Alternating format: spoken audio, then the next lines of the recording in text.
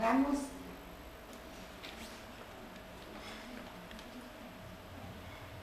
a hablar sobre el laboratorio bioquímico y la próstata, pero al comienzo vamos a repasar un poco lo que ya dijimos años anteriores sobre qué es el PCA. El PCA es una glicoproteína, o sea, es una molécula formada por proteínas e hidratos de carbono. También pertenece a la familia de las calicreínas, o sea, son todos nombres raros, pero la función que tiene el PCA es una proteína que destruye o hace una proteólisis de las proteínas, principalmente la del semen cuando se vuelca, y es ahí donde cumple su función. El PCA, que proviene de las glándulas periuretrales, se vuelca directamente a la orina y no pasa a sangre, pero la mayor producción de PCA es secretado y sí es eliminado por el esperma, y es ahí donde cumple su función. Ahora, ¿quién lo produce? Todo tipo de epitelio de próstata. O sea, una próstata normal va a producir PCA. Una próstata que está hiperplásica, o sea, aumentada de su tamaño, seguramente va a producir más PCA que una próstata normal. Lo mismo sucede con una próstata infectada.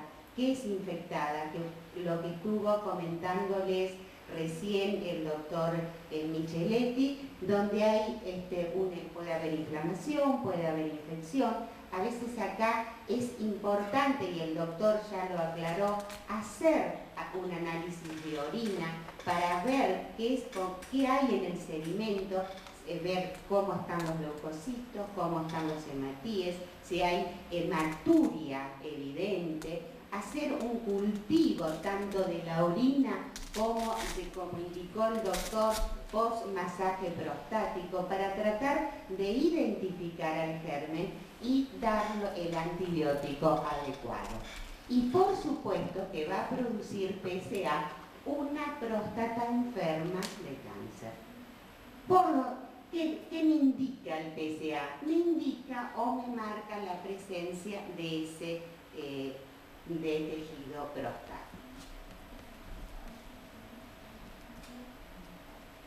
¿Cómo lo encontramos en sangre?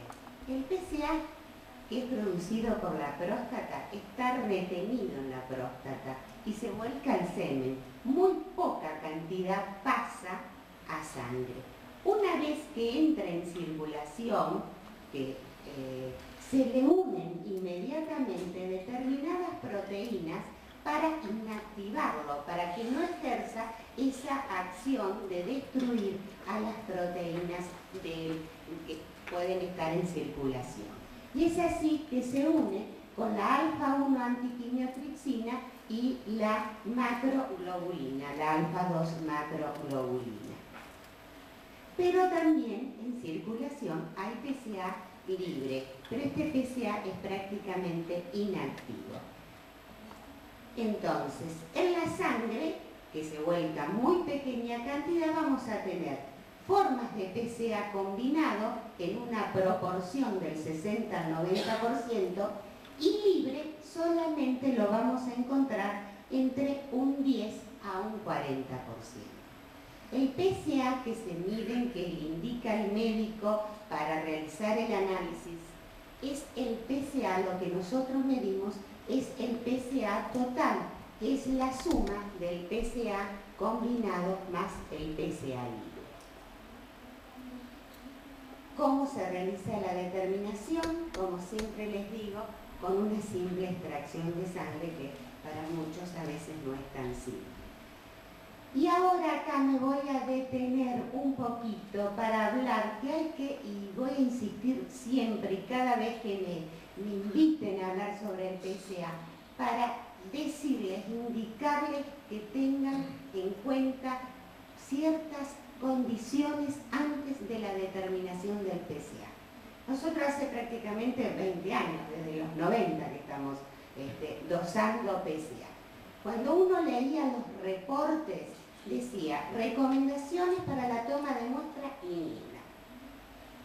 Nosotros, con el doctor Sosa, cuando empezábamos con todo esto, veíamos que varias condiciones afectaban el resultado del PSA.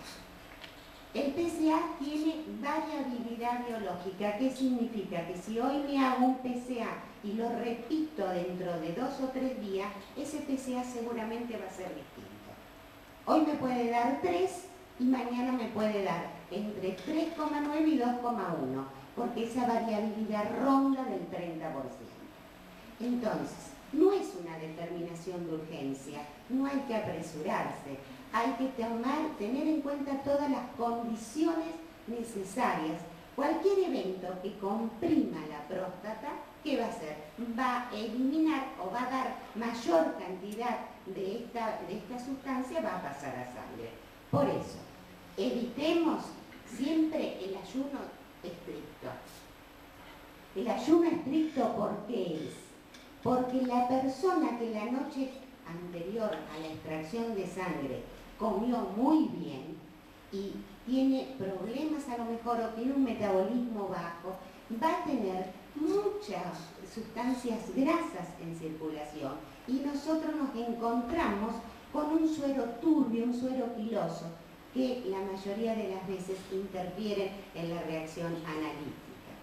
Y por supuesto, evitar la actividad física intensa, esto siempre se los recalco.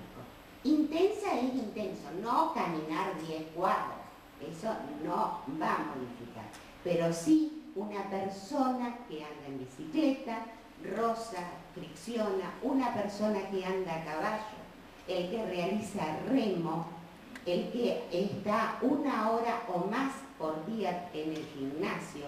Esto, por lo menos, antes de la determinación, esperar, o sea, la determinación, hacerla 2 días a 3 días posteriores de esta actividad física. Estreñimientos y diarreas.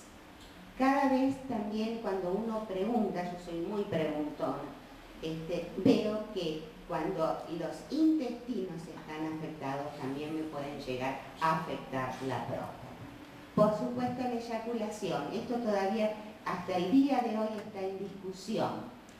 Algunos dicen que influye, otros que no. Nosotros hemos hecho un trabajo, vimos que no influía tanto la eyaculación, pero igualmente por consenso se dice, se espera que se haga la determinación 48 horas post-eyaculación. Manipulación prostática. ¿Qué es una manipulación? A lo mejor se fueron a hacer un tacto rectal o le hicieron masaje prostático o una ecografía transrectal. No hacerse eso y irse a hacer después el análisis, no. Primero el análisis y después estos estudios. Por supuesto, biopsias. Cuando el hombre, cuando le hacen una biopsia, hay lección de las células. Esas células van a liberar mayor cantidad de PSA. Entonces, esperar como mínimo, aunque la ansiedad los mate, 60 días. Y medicamentos. Hay ciertos medicamentos que al contrario no aumentan, sino que disminuyen el valor del PSA. Y ahora hay muchos estudios con respecto a las estatinas, que es la medicación que se da para disminuir el colesterol. Disminuye hasta en un 5% los valores del PSA. Esto no se puede evitar, o sea, si el paciente está tomando este medicamento, no le vamos a decir no lo tomen, pero sí nosotros como bioquímicos o el médico también tiene que tener en cuenta esta condición.